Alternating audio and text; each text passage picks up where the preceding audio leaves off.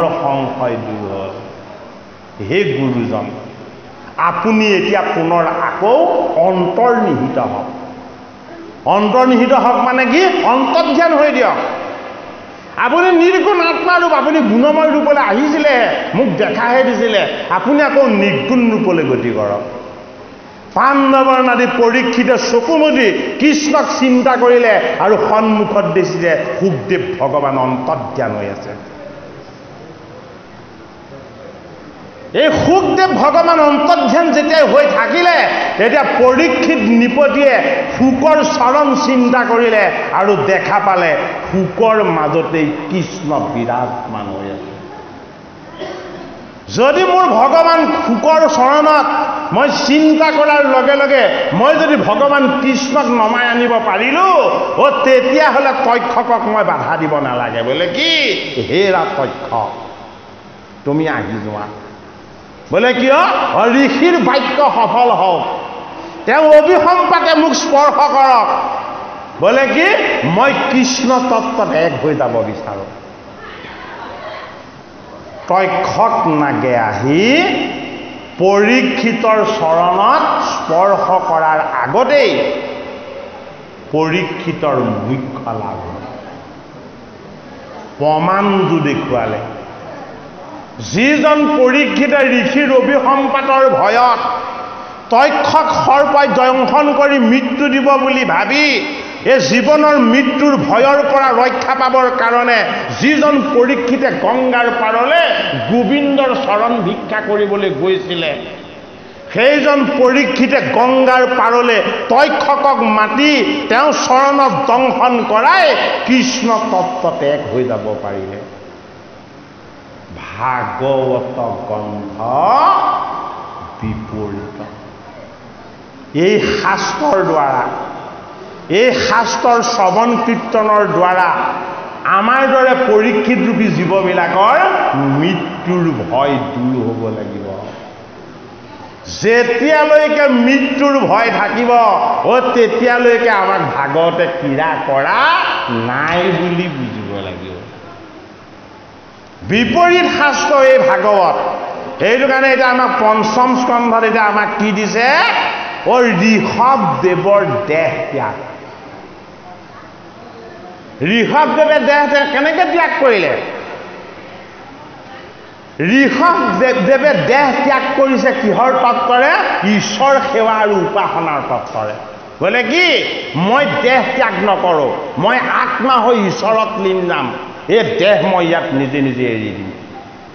এইটো কাৰণে ঋষভদেৱে দেহ ত্যাগ কেনেকে কৰি দেখাইছে? ব্ৰত উপাসনা আৰু সাধনাৰ দ্বাৰা। কি কৰিছে? প্ৰথম অন্ন ত্যাগ কৰিছে, তাৰ পাছত জল ত্যাগ কৰিছে, তাৰ পাছত নিদ্ৰা ত্যাগ কৰিছে, হয়নে? আৰু তাৰ পাছত কি কৰিছে? কেৱল পৰম ব্ৰহ্মৰ ৰূপটো হৃদয়ত ধাৰণ কৰি ব্ৰহ্মময় ঈশ্বৰক আত্মা ৰূপত, জ্যোতি ৰূপত উপাসনা কৰি কৰি এই নশ্বৰ মাটিৰ দেহ ইয়াতে এৰি ঋষভ মানে হ'ল শ্ৰেষ্ঠজন। যিজনৰ কৃপাতেই জীৱবিলাক জগতলৈ আহে, যিজনৰ স্পৰ্শ পালে নৰও নাৰায়ণ ৰূপলৈ গতি কৰিব পাৰে, সেইজন হ'ল ঋষভ। সেইটো কাৰণে এই ঋষভৰ তনয় হ'ল কোন? এই ঋষভৰ তনয় 100জন থৈ গৈছে। ঋষভৰ তনয় 100জন থৈ গৈছে, হয়নে? আৰু এই 100জনৰ ভিতৰত এজন কি হৈ গ'ল? এজন জড় হৈ গ'ল। পুত্ৰ 100জন, কিন্তু এজন জড় হৈ গ'ল। বোলে কেনেকে? 3বাৰ জন্ম ল'লে। প্ৰথম জন্মত ভৰত হ'ল, ঋষভৰ পুত্ৰ হ'ল। দ্বিতীয় জন্মত মৃগ হ'ল, মায়া শাবকত মোহিত হ'ল। তৃতীয় জন্মত ব্ৰাহ্মণৰ গৃহত জন্ম হ'ল। একো নাজানে, একো নুবুজে, কেৱল ঈশ্বৰকহে জানে। সেইটো কাৰণে কি হৈ গ'ল? জড় হৈ গ'ল। যেতিয়া ভকতি গভীৰ হ'ব, মানুহে পগলা বুলি ক'বলৈ ল'ব। বোলে কিয়? এইজনে কেৱল ভগৱানকেহে মাতি থাকে, বেলেগ কাকো নামাতে, হয়নে? জ্বৰ হৈ যাব, জ্বৰ হৈ যাব। সেইটো কাৰণে আমাৰ ভাগৱত শাস্ত্ৰ আগতে গীতা শাস্ত্ৰ ৰঙা কাপোৰে মেৰিয়াই মেৰিয়াই ওপৰত তুলি থয়, অকল সেৱা কৰিবলৈহে দিয়ে। গীতা ভাগৱত পঢ়িলে পাগল হ'ব, সংসাৰ বিৰাগী হ'ব। আমাকে চুবলৈ নিদিয়ে, ভয় খুৱাই দিয়ে। এই BA পৰীক্ষা শেষ কৰাৰ পাছত নিজে সংকল্প কৰিলোঁ যে হেম ভাই ওচৰলৈ গৈ এই ভাগৱত আৰু গীতাতনো কি আছে সুধিব লাগিব। আমাক চুবলৈও নিদিয়ে, চাবলৈও নিদিয়ে। ইয়াতনো কি বস্তুটো লুকাই আছে? হেম ভাইটো গোপন নকৰে। হেম ভাইক যদি কোৱা যায় তেওঁ চাগে সত্যটো ক'ব, হয়নে বাৰু? হেম ভাইহে তেতিয়া ক'লে বোলে এইখন ৰঙা কাপোৰ দি মেৰিয়াই থোৱাৰ অৰ্থ এটাই, বোলে কি পমা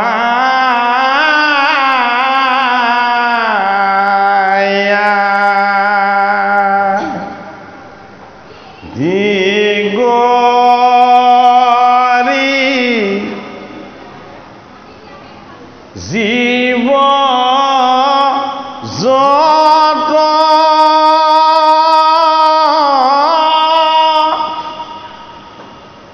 ৰাম ৰাম ৰাম ৰাম ৰাম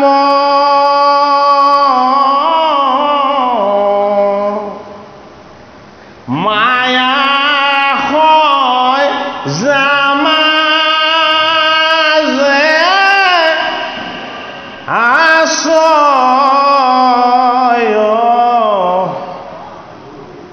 ঘুমতি যায়।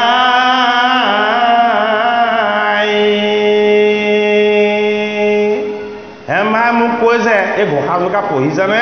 মই বোলো পঢ়িছোঁ। তুমি বুজি পাইছানে? মই বোলো বুজি পোৱা নাই। বোলে এবাৰ ভাবি চাবা, এই সৃষ্টিকৰ্তা ব্ৰহ্মাও জীৱহে। এই জীৱৰ লগত পঞ্চপৰ্বা অবিদ্যা ঈশ্বৰে দান কৰিছে।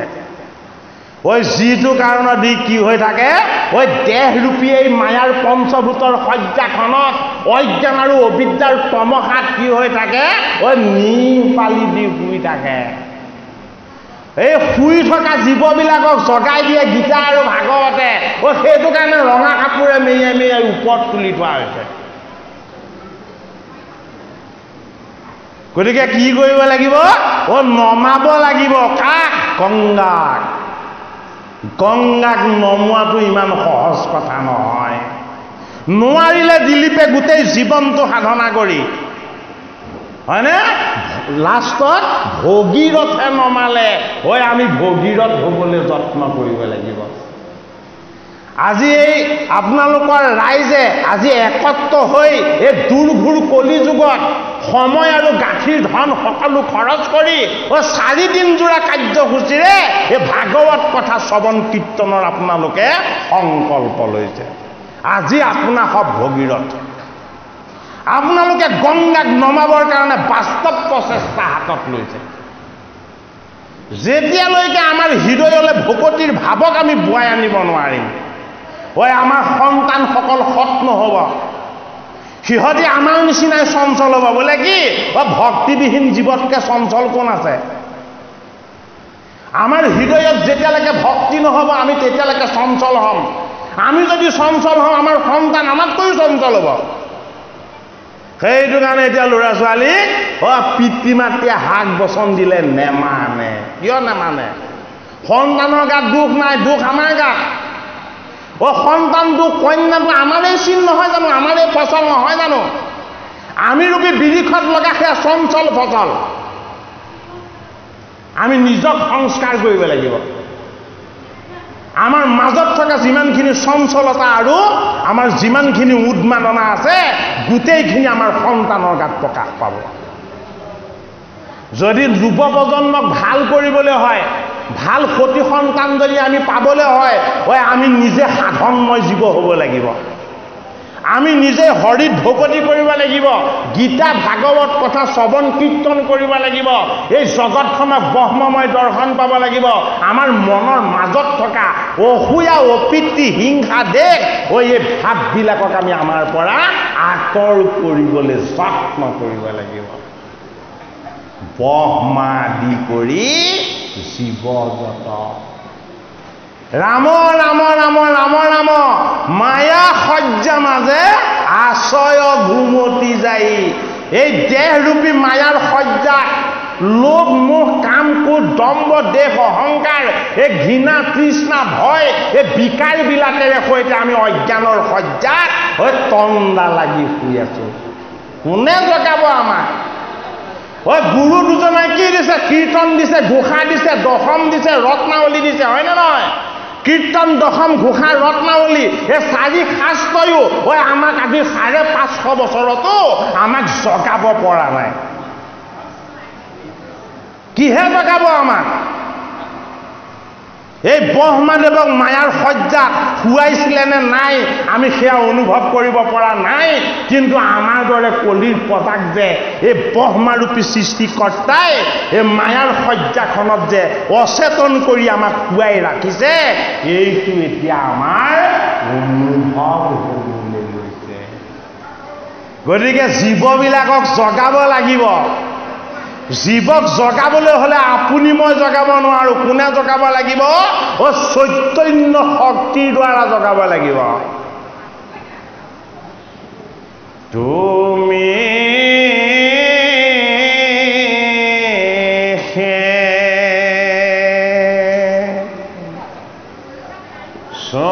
চৈতন্য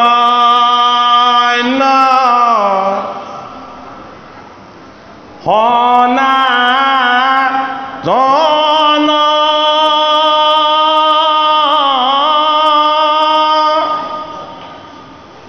ৰাম ৰাম ৰাম ৰাম ৰাম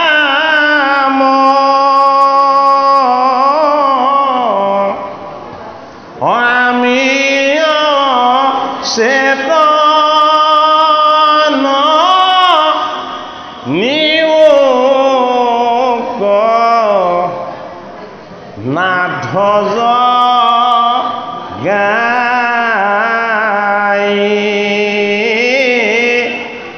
আমি চেতন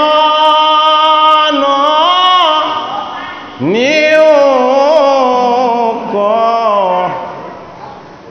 নাধজ গাই। চৈতন্য কোন? তুমি মানে কি? তুমি মানে পৰমাত্মা। তুমি সেই চৈতন্য। এই তুমিটো ক'ত আছে? আমাক প্ৰতিপালন কৰি আছে। সেইটো কাৰণে তেওঁ আৰু আমি এক হ'ব পৰা নাই। বোলে কি? তুমি আমাক প্ৰতিপালন কৰি আছা, কিন্তু মায়াৰ সজ্জাত দেহৰ সজ্জাত আমি অজ্ঞান আৰু অবিদ্যাত তন্দা লাগি শুই থকাৰ কাৰণে আমি তোমাক অনুভৱ কৰিব পৰা নাই। তুমিহে সত্য। আমি যিবিলাক ভাবি আছো, আমি যিবিলাক কৰি আছো, আমি যিবিলাক বিচাৰি আছো, এইবোৰ চব মিছা। আমি সেই অনুভৱ কৰিব শিকা নাই। সেইটো কাৰণে আমি ক'ব লাগিব কাক? ভগৱান কৃষ্ণ। হে কৃষ্ণ, হে কৃষ্ণ, তুমি মাত্ৰ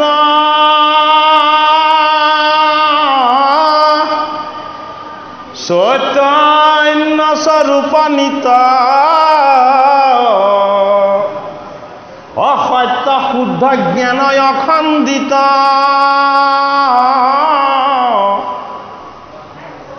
আৱৰজতে কয়তো তোমাৰ বিনোদ ৰূপ, ও চৰাচৰ মায়াৰে কল্পিত,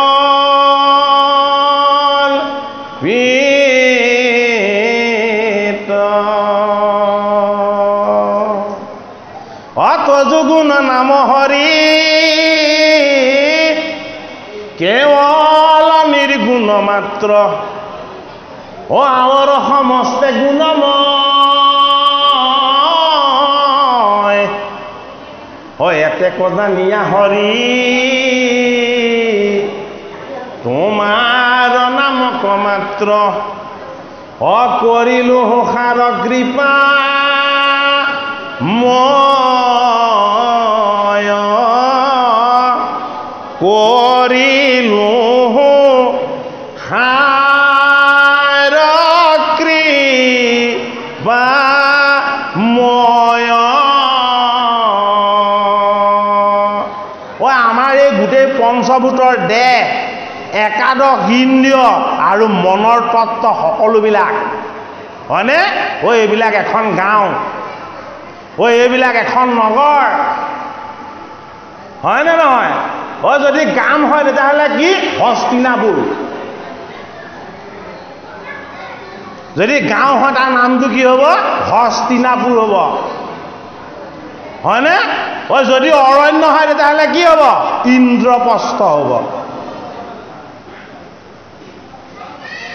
হাবি হলে অৰণ্য হলে ইন্দ্ৰপ্ৰস্থ হ'ব যদি গাঁও হয় তেতিয়াহ'লে হস্তিনাপুৰ হ'ব হয়নে নহয় এই দুখন ৰাজ্যত ৰাজত্ব কাৰ আছিলে এই দুখন ৰাজ্যত বনবাসী পঞ্চপাণ্ডৱ এই হস্তিনাপুৰ আৰু ইন্দ্ৰপ্ৰস্থৰ পৰা বনবাস দিয়া হ'ল কাক পঞ্চপাণ্ডৱক তাৰ ৰজা কোন ৰজা ধৃতৰাষ্ট্ৰ ব্ৰহ্মাণ্ড এই বৰমাদেৱে অবিদ্যাৰ সজ্জাত শুৱাই দিলে এই জীৱৰূপী এই ৰজাৰ আসনত বহি থকা এই আমাৰ দেহৰূপী ধৃতৰাষ্ট্ৰ অন্ধ হৈ থাকি গ'ল এই দেহৰূপী অন্ধ ধৃতৰাষ্ট্ৰৰ ভাৰ্যাক ক'ৰ পৰা বিয়া পাতি আনিলে এই ভাৰ্যাক আনিলে কি কৰি গান্ধাৰী কৰি হয়নে দেহ হ'ল ৰাষ্ট্ৰ ৰজা ধৃতৰাষ্ট্ৰ এই দেহৰ যিবিলাক বৃত্তি এই বৃত্তিবিলাক সেবিকা ভাৰ্যা সেইটো কাৰণে গান্ধাৰী সেইটো কাৰণে গান্ধাৰীয়ে কি কৰিলে চকুত ক'লা পতি বান্ধি দিলে স্বামীয়ে অন্ধ তেওঁ কেনেকে দেখিব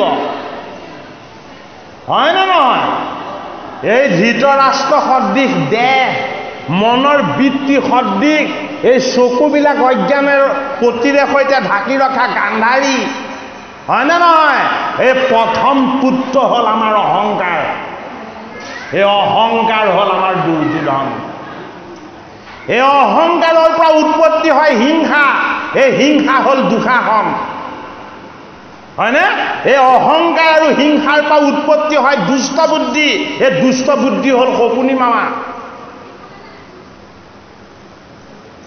মনৰ বিজাতীয় বাসনাবিলাক হ'ল কৰ্ণ সেইটো কাৰণে দুৰ্যোধনৰ বন্ধু হস্তিনাপুৰত এইবোৰ সকলো আছিলে নে নাই এতিয়াও যদি আছিলে এতিয়াও আছে এইটো কাৰণে সত্য ঈশ্বৰৰ শুদ্ধ বিচাৰ এই ইন্দ্ৰপ্ৰস্থ আৰু হস্তিনাপুৰলৈ জীৱ হৈ অহা এই পৰীক্ষিত ৰূপী পাণ্ডৱৰ নাতিবিলাকে যদি কেনেবাকে ঈশ্বৰৰ তত্ত্ব আৰু ঈশ্বৰৰ চৰণৰ স্পৰ্শ যদি কেনেবাকে বিচাৰে তেতিয়াহ'লে কি কৰিব লাগিব আমাৰ এই ৰাজসিক ভোগ আৰু বিলাসৰ আনন্দময় যিখন সিংহাসন আছে এই সিংহাসনখন আমি ত্যাগ কৰিব লাগিব য'ত ভোগ আছে তাত ৰোগ আছে য'ত বিলাস আছে তাত দুখ আৰু কষ্ট আছে এয়া সত্য কথা সেইটো কাৰণে ৰাজসুই যজ্ঞৰ দৰে ইমান ডাঙৰ যজ্ঞ এটা কৰি যুধিষ্ঠিৰে অন্ত কৰাৰ পাছত ভগৱান কৃষ্ণই পাশাত হৰুৱাই পঞ্চপাণ্ডৱক বনবাসী কৰিছিলে হয়নে গতিকে এই সংসাৰ অৰণ্যত আমি কেতিয়া ৰজা হ'ব লাগে তাৰ ঠিক নাই কেতিয়া বনবাসী হ'ব লাগিব তাৰো ঠিক নাই পাণ্ডৱৰ জীৱনেই আমাৰো জীৱন গতিকে আমি সত্যক কেতিয়াও ত্যাগ কৰিব নালাগিব আমি ধৰ্মক কেতিয়াও ত্যাগ কৰিব নালাগিব আমি সদায় ভগৱান কৃষ্ণক আমাৰ হৃদয়ৰ মন্দিৰত আমি সভাসদ কৰি ৰাখিবলৈ আমি যত্ন কৰিব লাগিব ঋষভদেৱ কি শ্ৰেষ্ঠজন এই জগতত জড়সকলৰ বিনাশ হয় অজ্ঞানীসকলৰ অবিদ্যাসকলৰ এই জগতত স্থিতি শূন্য হয় সাধকজনৰ উপাসকজনৰ সত্য আৰু ধৰ্মৰ পথ অনুসৰণ কৰা সত্য শুদ্ধ এই জীৱৰ কেতিয়াও বিনাশ নহয় সেইজন কি সেইজন ঋষভদেৱ ভাগৱতৰ পঞ্চম স্কন্ধত দিছে বোলে কি ঋষভেও জড় দেহটো এই ভূমিভাগত ত্যাগ কৰিলে কি কৰি অনন্য সাধনাৰে ঈশ্বৰৰ উপাসনাৰে অধৰ্ম আৰু অন্যায়ৰ দ্বাৰা নহয় ন্যায় সৎসংগ শুদ্ধ বৃত্তি শুদ্ধ সংস্কাৰ আৰু গভীৰ ভকতিৰ দ্বাৰা ঋষভদেৱে এই জড় দেহ এই ভূমিত তেওঁ ত্যাগ কৰিছে ক'ত ভাগৱতৰ পঞ্চম স্কন্ধত আমাৰ পদে সেই কথাখিনিকে আমাক জনালে শুনিও কয় আৰু ঋষভৰ কৰ্ম ছয় যেনমতে শৰীৰত তেজি লাখি সময় মহাযোগী গণ যেন কৰ্ম আচৰিব দেখাই নন্ত যেনমত শৰীৰতে জীৱ পূৰ্ণানন্দ আপুনি সাক্ষাতে নাৰায়ণ তাহানো আশ্ৰয় কিবা যুগত চিন্তন যাৰ ৰূপ সমান নাহিকে ত্ৰিভুৱনে অৱধূত বেশে তাক ঢাকি লোৱা আপোনে ঋষভে অন্তিম সময়ত কি কৰিছিলে নিজকে এজন পাগল সজাইছিলে ঋষভদেৱে অৱধূত মানে কি কুটিল আৰু জটিল বাতুল পাই হৈ ছদ্মবেশত ঘূৰি ঘূৰিছিলে কিয় আৰে আমাৰ ভিতৰত থকা যিজন আত্মাৰূপী ঈশ্বৰ যিজন ঋষভ ৰূপত আজিও বহি আছে সেইজনক আমি কি মায়াৰ আভৰণে ঢাকি ৰাখিছোঁ ভোগ আৰু বিলাসৰ বাসনাবিলাকেৰে সৈতে আমি সেইজনক আমি হৃদয়ৰ পৰা আঁতৰত ৰাখিছোঁ সত্য স্বৰূপটো সেইজনে প্ৰকাশ কৰি দেখুৱাইছে বোলে কি এই তোমাৰ পঞ্চভূতৰ দেহ তোমাৰ এই বহন তোমাৰ এই ভোগ আৰু বিলাস এইবিলাক মিছা সত্যময় আত্মা পৰমাত্মা পৰম তত্ত্ব সেইটো কাৰণে ঋষভে কি কৰিছে বিপৰীত যোগ আচৰণ কৰি দেখুৱাইছে ফটা কাপোৰ পিন্ধিছে চুলিবিলাক জুতুল কৰি মেলিছে আৰু কি কৰিছে পাগলৰ বেশত ভ্ৰমি ভ্ৰমি দেখুৱাইছে বোলে কি এয়াই প্ৰত্যেক জীৱৰ অন্তিম সময় জীৱনৰ অন্তিম সময়ত জীৱৰ লগত স্মৃতিৰ বিভ্ৰম হ'ব দৃষ্টিশক্তি কমি যাব শ্ৰৱণ শক্তি কমি যাব হাত ভৰিবোৰ কঁপিবলৈ ল'ব নিজে কোন সন্মুখত থকাজন কোন কাকো চিনি নোপোৱা হ'ব জীৱনৰ অন্তিমটো কেনেকুৱা হ'ব পাৰে ভাগৱতৰ পঞ্চম স্কন্ধত ঋষভদেৱৰ দেহ ত্যাগৰ দ্বাৰা আমাক শিকাব বিচাৰিছে বোলে কি ঋষভদেৱে যিদৰে দেহ ত্যাগ কৰিছে এদিন এই পঞ্চভূতৰ বিকাৰযুক্ত এই মায়াময় মোহময় এই দেহটো তুমি তেনেকেই ত্যাগ কৰি থৈ যাব লাগিব এই দেহক কেতিয়াও মোহ নেৰাখিবা কেতিয়া অন্তিম সময়ত আমি দেহৰ মোহ এৰিব লাগিব আত্মাৰ লগত এক হ'ব লাগিব পৰমাত্মাৰ পৰম তত্ত্বক আমি স্পৰ্শ কৰিব লাগিব আৰু আমাৰ স্মৰণ হ'ব লাগিব কি কেৱল দৈৱকী নন্দন কৃষ্ণৰ অমৃতময় নাম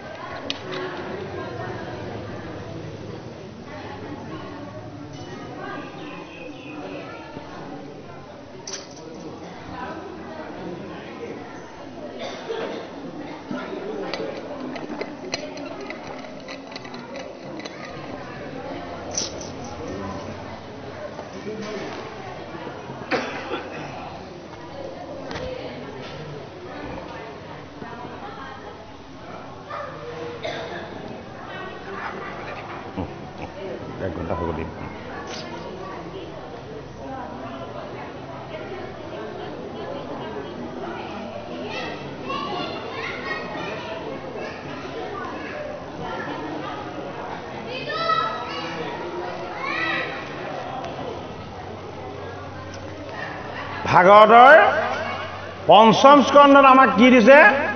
ঋষভদেৱ। ঋষভ মানে কি? ঋষভ মানে শ্ৰেষ্ঠজন। জড়ভৰত আৰু তেওঁৰ 100জন ভাতৃৰ যি পিতৃ, এই ঋষভৰ দেহ ত্যাগটো দেখুৱাইছে। ঋষভৰ দেহ ত্যাগ কিয় দেখুৱাইছে? পঞ্চম স্কন্ধলৈকে যি ভাগৱত শ্ৰৱণ কীৰ্তন আৰু এই ভাগৱতৰ তত্ত্ব মৰ্মক এই হৃদয়ত উপলব্ধি কৰিব, সেইজনো শ্ৰেষ্ঠজন হ'ব। ভাগৱতৰ বিচাৰ, ভাগৱতৰ সংস্কাৰ, ভাগৱতৰ ভকতিৰ আনন্দময় তত্ত্বই জীৱক শুদ্ধ কৰে, জীৱক পবিত্ৰ কৰে, জীৱক ঈশ্বৰমুখী কৰে। সেইটো কাৰণে সেই জীৱৰ লগত আৰু মৃত্যু ভয় যাতে নেথাকে, সেইটো কাৰণে কি কৰিছে? ঋষভৰ দেহ ত্যাগৰ তত্ত্ব দিছে। বোলে কি? ভাগৱত শাস্ত্ৰ শ্ৰৱণ কীৰ্তন কৰা সকলে যাতে অন্তিম সময়ত যিদৰে ঋষভে দেহ ত্যাগ কৰিছিলে, সেইদৰে দেহৰ জড় বন্ধনৰ পৰা নিজক মুক্ত কৰিব পাৰে। প্ৰাণ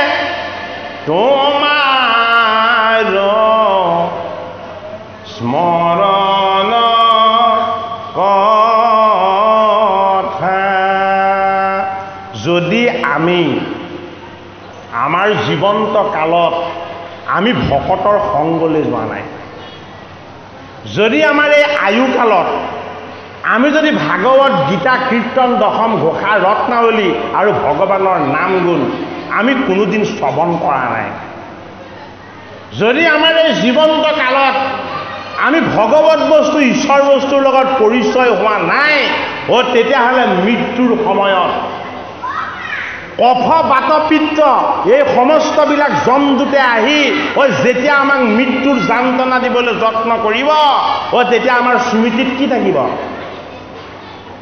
স্মৃতিত তেতিয়া থাকিব আয়ো বয়ো মৰিলো এনেকুৱাবিলাক, হয়নে? এই বিকাৰযুক্ত চিন্তাবিলাক আমাৰ স্মৃতিলৈ আহিব।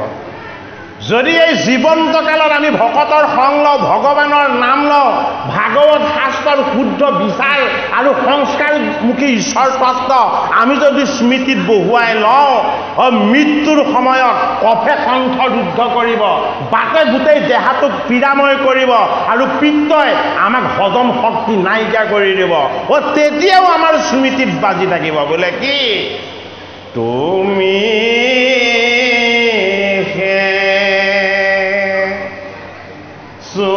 সতৈন সনাতন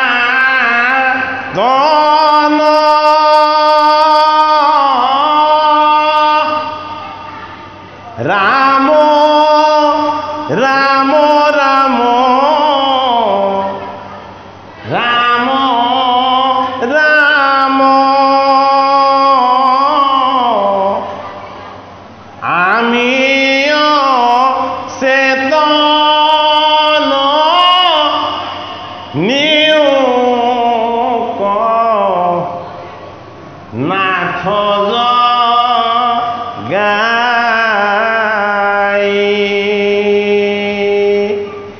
শ্ৰৱণ ইন্দ্ৰিয় হৃদয়ত ভগৱান কৃষ্ণৰ গুণগান কৰি থাকিব। কিয়? আমি আগতে অনুশীলন কৰি থোৱা আছে। কিয় আমি ভকতৰ সংগত এই ভগৱন্তৰ ভাগৱত গীতাৰ কথা আমি শ্ৰৱণ কীৰ্তনৰ আনন্দৰ ভাগ আমি হৃদয়ত সঞ্চয় কৰি থোৱা আছে। তেতিয়া কি হ'ব অন্তিম সময়ত কণ্ঠ ৰুদ্ধ হ'ব, স্মৃতি বিভ্ৰম হ'ব আৰু আমাৰ দেহত বাতপিত ইত্যাদি বিকাৰবিলাকে আমাৰ দেহৰ জড়তাৰ পৰা আমাক জীৱক মুক্ত কৰি দিবৰ কাৰণে যমদূতবিলাক মৃত্যুদূত হৈ আহিব। আৰু তেতিয়া আমাৰ সংগ কি হ'ব? তেতিয়া আমাৰ সংগ হ'ব ভগৱান, ভগৱানৰ নাম, ভগৱানৰ গুণ আৰু ভগৱানৰ যশ। সেই জীৱই ক'ত স্থান পাব? বৈকুণ্ঠ ধামত। সেইটো কাৰণেই এই মানৱ জীৱন কলিকালত ভাৰত ভূমিত যদিহে আমি পাইছোঁ তেতিয়াহ'লে আমি জীৱনটোক আৰু বিফল হ'বলৈ দিব নেলাগে। ভাগৱত আৰু ভগৱান এক তত্ত্ব। ভাগৱত শাস্ত্ৰখন ৰঙা কাপোৰে মেৰিয়াই সেৱা কৰিলে একো নাপাব, কাৰণ পাথৰ এটাক পূজা কৰা আৰু বান্ধি থোৱা কিতাপ এখনক পূজা কৰা একো পাৰ্থক্য নাই, হয়নে? এই ভাগৱত শাস্ত্ৰত থকা ভগৱানৰ গুণ যশ আৰু লীলাৰ কথা কৰ্ণৰ ৰন্ধেৰে আমাৰ হৃদয়ত প্ৰৱেশ হৈ আমাৰ স্মৃতিত ক্ৰিয়া কৰিব লাগিব। তেতিয়া কি হ'ব? ফুল ফুলিলে যিদৰে সুগন্ধি বিলায়, ভাগৱত অমৃত যদি পান কৰোঁ তেতিয়া কি হ'ব? সুগন্ধি বতাহ হ'ব। ৰাম কৃষ্ণ হৰি নামৰ এই শুদ্ধ ঈশ্বৰ তত্ত্বই এই বায়ুক শোধন কৰিব, এই জগতক পবিত্ৰ কৰিব, এই জগতৰ পাপবিলাকক বিনাশ কৰিব। সেইবাবেই আমি নৰ হৈ যদি কলিত ভগৱানৰ কৃপাত এটা চান্স পাইছোঁ, এই চান্স বা সুযোগটো আৰু আমি কেতিয়াও এৰিবলৈ যত্ন কৰিব নালাগে।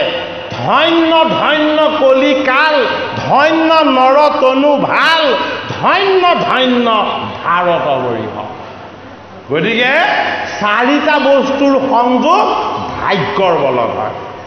প্ৰথম কলিকাল, দ্বিতীয় নৰতনু, তৃতীয় ভাৰত ভূমি আৰু চতুৰ্থত এই ভাগৱত শাস্ত্ৰ আৰু ভগৱানৰ নাম ভকতৰ সংগ। এই চাৰিটা বস্তুৰ সংযোগ হোৱাৰ পাছত জীৱৰ আৰু পাবলৈ একো বাকী নাথাকে। সেই কৃপালো গুৰুমূৰ্তি ভকত বৈষ্ণৱ সমস্ত আমি 1 ঘণ্টা 12 মিনিট সময় আপোনালোকৰ সেৱা বুলি, ভগৱন্তৰ উপাসনা বুলি এই ভাগৱতৰ আমি পাঠ আৰু ব্যাখ্যা আগবঢ়ালোঁ। আমি এতিয়া পাঠকদ্বয়ক 40 মিনিট সময় পাঠ কৰিবলৈ দিম। এজনে 20 মিনিট কৰিব, এজনে 20 মিনিট কৰিব। এই 40 মিনিট সময় আমি বিৰাম ল'ম, তাৰ পাছত আকৌ আমি নন ষ্টপ 1.5 ঘণ্টা কৰিম। তাৰ পাছত আকৌ আমি 45 মিনিট সময় জিৰণি ল'ম, তাৰ পাছত আকৌ আমি পুৰা 2 ঘণ্টা কৰিম। তাৰ পাছত আৰু আমি পাঠকৰ আমি এৰি দিম। আপোনালোকৰ এই সেৱা ভাগলৈ আপোনালোকৰ চৰণ সেৱা কৰিবৰ নিমিত্তে, ভগৱন্তৰ চৰণ উপাসনা কৰিবৰ নিমিত্তে আমাক ভগৱন্তই এটা চান্স দিছে, সেৱকসকলে আমাক এটা কৃপা কৰিছে। গতিকে আমি ইয়াৰ যোগ্য নহয়েই, আমি হৰি সেৱাৰ যোগ্য নহয়েই, কিন্তু ভগৱানৰ কৃপা, গুৰুজনৰ আশীৰ্বাদ আৰু আপোনাসৱ এই আয়োজক কমিটিৰ সমস্ত সেৱকীৰ আপোনালোকৰ আমাৰ প্ৰতি বদান্যতা। গতিকে আমি সকলোৰে প্ৰতি পুনৰ ভক্তি আৰু শ্ৰদ্ধা সেৱা জনাই আমি মাত্ৰ 40 মিনিট সময়ৰ কাৰণে আপোনালোকৰ আজ্ঞা লৈ আমি আসনৰ পৰা অকণমান বিৰাম লৈছোঁ।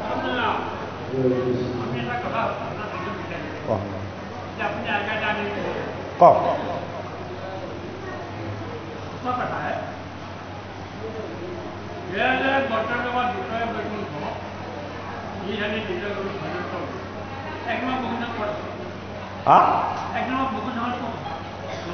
বৈকুণ্ঠ দুটয় বুলিহে ক'লে।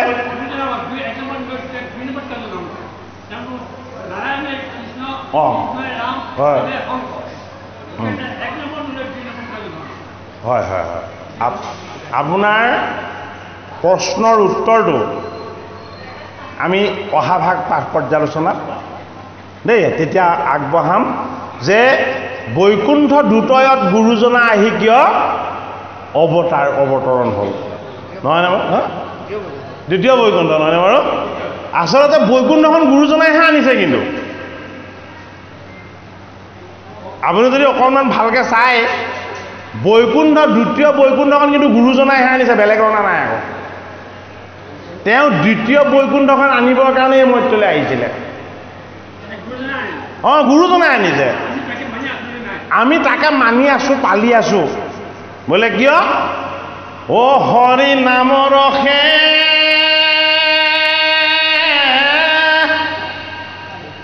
বৈকুণ্ঠ প্ৰকাশে অপ্ৰেময় অমিতৰ নদী শ্ৰীমন্ত শংকৰে পাৰ ভাঙি দিলে অ বহে ব্ৰহ্মাণ্ডক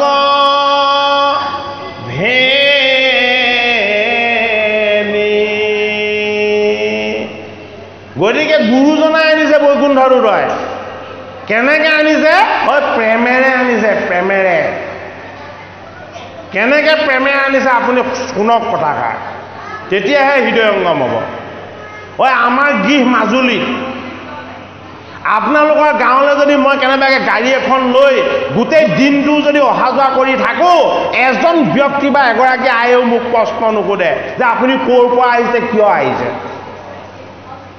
কৰিবনে বাৰু প্ৰশ্ন নকৰে কিন্তু আজি আপোনালোকৰ মাজত প্ৰেমময় আনন্দময় এই কৃষ্ণৰ গুণযশ আৰু উপাসনাৰ অমৃতময় আমি ভাগ বিচাৰি যে আহিছোঁ আজি প্ৰত্যেকজনে আমাক নমস্কাৰ কৰিছে প্ৰত্যেকজনে আমাক ঈশ্বৰ মূৰ্তি যেন জ্ঞান কৰি আমাক তেওঁলোকৰ হৃদয়ৰ প্ৰেম দিছে হয়নে বাৰু দিছেনে নাই গতিকে হৰি নামৰ ৰসে বৈকুণ্ঠ প্ৰকাশে আপোনালোকৰ হৃদয়ত থকা বৈকুণ্ঠ স্বৰূপ নিৰ্গুণ নিৰাকাৰ ঈশ্বৰৰ যি ভগৱতীৰ প্ৰেম এই প্ৰেম গুৰুজনাৰ কৃপাত প্ৰকাশ হৈছে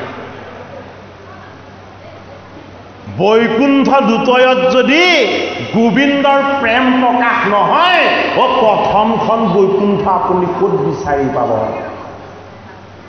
প্ৰথমখন বৈকুণ্ঠত 14জন পাৰিষদ থাকে ভগৱন্ত ৰত্নৰ সিংহাসনত থাকে লক্ষ্মী মাতাই আনন্দৰে তাত গোবিন্দ কৃষ্ণৰ গুণযশ আৰু লীলাক তাত শ্ৰৱণ কৰি থাকে এয়া মনুষ্যই মানৱ হৈ জন্ম লৈ এই জন্মত উপলব্ধি কৰিব নোৱাৰে সেইটো কাৰণে আমাক কি লাগিব হৰিৰ গুণযশ লাগিব কীৰ্তন শাস্ত্ৰত দিছে সেইটো কাৰণে প্ৰথম চতুৰ্বিংশতি অৱতাৰ চতুৰ্বিংশতি অৱতাৰ তত্ত্ব কীৰ্তন হ'লে এই তেওঁ অৱতাৰৰ দ্বাৰা আমাৰ পুণ্যৰ ভাগ লাভ হ'ব তেওঁ অৱতাৰ তত্ত্ব যদি আমি শ্ৰৱণ কৰোঁ আমি অপৰাধী জীৱ আমি কিমান নামৰ অপৰাধ কৰি আছোঁ তাৰ ঠিক নাই এই অপৰাধবিলাক ভঞ্জন হ'ব সেইটো কাৰণে তাৰ পাছত কি দিছে নাম অপৰাধ এই নামৰ অপৰাধ এই মৰ্ত্যত হয় বৈকুণ্ঠত নহয় মৰ্ত্যত কিয় নামৰ অপৰাধ হয় আমাৰ পাখণ্ডময় বৃত্তি কিছুমান আছে পাশবিক বৃত্তি এই পাশবিক বৃত্তিবিলাকক আমি বিনাশ কৰিব নোৱাৰিলে নামৰ পুণ্যৰ ভাগ আমি কেতিয়াও এই জন্মতো লাভ কৰিব নোৱাৰিম কীৰ্তন শাস্ত্ৰৰ ৩য় খণ্ডত কি দিয়া আছে পাখণ্ড মৰ্দন এই পাখণ্ড মৰ্দন হ'বলৈ হ'লে এই দ্বিতীয় বৈকুণ্ঠত আমি ভকতৰ সংগত ভগৱানৰ গুণ নাম আৰু যশ আমি এইবিলাকৰ আশ্ৰয় ল'ব লাগিব তেতিয়া কি হ'ম আমি সাধনময় জীৱ আছিলোঁ আমি ঈশ্বৰৰ অংশ আছিলোঁ আমি পলা প্ৰকৃতিৰে ঈশ্বৰ আৰু আমাৰ মাজত কোনো পাৰ্থক্য নাছিলে আমাৰ জীৱন হ'ব ঈশ্বৰৰ ধ্যান আমাৰ জীৱন হ'ব ঈশ্বৰৰ জ্ঞান আমাৰ জীৱন হ'ব ঈশ্বৰৰ উপাসনাৰ সম্বল কীৰ্তনৰ 4ৰ্থ অধ্যায় তত্ত্বটো কি আছে ধ্যান বৰ্ণন এই কীৰ্তন শাস্ত্ৰৰ দ্বাৰা যদি আপুনি ভালদৰে চায়, হয় আমাৰ মাজত থকা গাৰূপী পাপ, এই গজেন্দ্ৰৰূপী অহংকাৰবিলাক বিনাশ কৰিবৰ কাৰণে ৩ অধ্যায় কীৰ্তনত অষ্টম স্কন্ধৰ গজেন্দ্ৰ উপাখ্যান দিছে। এই জীৱন যাতে কংসৰ কাৰাগাৰ নহয়, এই জীৱন যাতে অহংকাৰ আৰু অবিদ্যাৰ কি হয় সমুদ্ৰ নহয়, সেইটো কাৰণে কি দিছে ধ্ৰুৱ চৰিত্ৰ দিছে কীৰ্তনত। এই চতুৰ্থ স্কন্ধত ইতিমধ্যে আপোনালোকৰ ধ্ৰুৱ চৰিত্ৰৰ পাঠ পৰ্যালোচনা হৈ গৈছে। ধ্ৰুৱ মানে সত্য, সত্যৰ চৰিত্ৰ কি? সত্যৰ চৰিত্ৰ হ'ল ভক্তি। ভক্তিৰ স্পৰ্শন হ'লে সত্যৰ উপলব্ধি নহ'ব। এইটো কাৰণে আমাৰ এই জীৱন কি সত্যৰ সন্ধান কৰোঁতা, ঈশ্বৰ তত্ত্বৰ ভাগ লাভ কৰোঁতা আৰু ঈশ্বৰৰ লগত আমি এক হৈ যোৱাৰ চেষ্টা আমি সদায় কৰিবলৈ যত্ন কৰা আমাৰ এই সাধনময় জীৱন হ'ব লাগিব। সেইটো কাৰণে কি হয় আমাৰ জীৱন চৰিত্ৰ এই মায়াময় মোহময় কৰি ৰাখিলে নহ'ব, ধ্ৰুৱৰ দৰে কৰিব লাগিব, সত্য ঈশ্বৰৰ সন্ধানত লগাব লাগিব। কি ক্ষেত্ৰ? নাৰায়ণ ক্ষেত্ৰ। এই দেহত আত্মা আছে, আত্মা নাৰায়ণ। এই নাৰায়ণ ৰূপী ঈশ্বৰৰ লগত আমি এক হ'ব পাৰিব লাগিব। এই জীৱটো সঁচা বস্তু, পৰা প্ৰকৃতি ঈশ্বৰৰ অংশ। এই জীৱক ধাৰণ কৰি আছে আত্মাৰূপী ধ্ৰুৱ সত্য ঈশ্বৰে। এই ঈশ্বৰৰ পৰিচয় যদি আমি পাওঁ, হয় আমি নাৰায়ণ ক্ষেত্ৰলৈ যাব পাৰিম। সেইটো কাৰণে গুধিকাৰ পুষ্য ভাগে দেখিও অত্যাপি। গুধিকা মানে কি? গুই মানে কি? গুণময়। এই গুণময় বস্তুবিলাক ঈশ্বৰৰ মায়া, নিৰ্গুণ বস্তুবিলাকৰ নিৰাকাৰ ৰূপত নাৰায়ণ আত্মা ঈশ্বৰ। সেইটো কাৰণে পুষ্য মানে হ'ল নিৰাকাৰ। গুণত ঈশ্বৰক দেখা পোৱা নাযাব, নিৰাকাৰত দেখা পোৱা যাব। বোলে কি? যিটো শক্তিক মই দেখা নাই, যিটো শক্তিক মই পোৱা নাই, যিটো শক্তিক মই চোৱা নাই, সেয়াই নাৰায়ণ। বোলে ক'ত আছে? মোৰ হৃদয়ত অষ্টদল পদ্মত আছে। আত্মাৰূপী ঈশ্বৰ শিশিকে হয়নে? প্ৰত্যেকৰে হৃদয়তে আছে, আমি বিচাৰি চোৱা নাই। গতিকে হৃদয় কি? হৃদয় বৈকুণ্ঠ। কি বৈকুণ্ঠ? প্ৰথম বৈকুণ্ঠ। এই হৃদয় বৈকুণ্ঠৰ পৰা সাকাৰ ব্ৰহ্মৰূপী এই জীৱৰ মাজলৈ বৈকুণ্ঠ দুটয়লৈ নিৰাকাৰ ঈশ্বৰৰ গুঞ্জ আনিব লাগিব। কোনে আনিলে? জগতগুৰু শ্ৰীমন্ত শংকৰদেৱ গুৰুজনে আনিলে। সেইটো কাৰণে এয়া হ'ল বৈকুণ্ঠ দুটয়। হে কি পালোঁ? গুৰুমূৰ্তি বাপ বান্ধৱ সমস্ত নামঘোষাৰ চতুৰ্থ জোকা ঘোষাৰ কীৰ্তনেৰে সন্ধ্যা লাগিছে।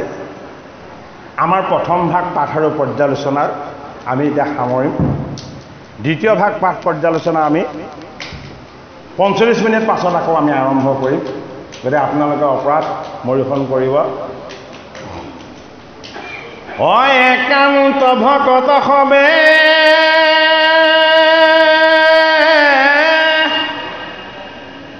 নিৰ্গুণ কৃষ্ণৰ গুণ,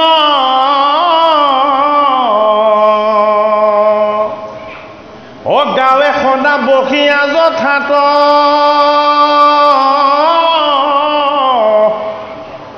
হে বৈকুণ্ঠ পৰিহৰি যোগী ৰোহিত ৰয়নি ও থাকা হৰি সাক্ষাতে তো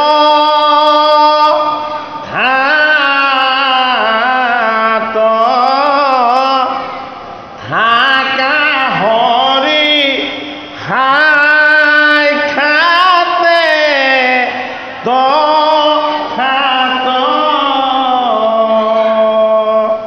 হে কৃপালু ভকত বৈষ্ণৱ সমস্ত সন্ধ্যা সময় লাগিছে। আমাৰ অপৰাধ মূল্যায়ন কৰিব। আমি এইটো সময়ত আসন গ্ৰহণহে কৰিব লাগিছিল, আমি এটা আসন ত্যাগ কৰিব লগা হৈছে। খন্তেক সময়ৰ পাছত আমি আকৌ পুনৰ ভগৱন্ত আৰু আপোনাক ভকত আমাৰ কাৰণে ঈশ্বৰ। গতিকে আপোনাসৱৰ চৰণ সেৱাৰ নিমিত্তে আমি আকৌ আহিম। কৃষ্ণ।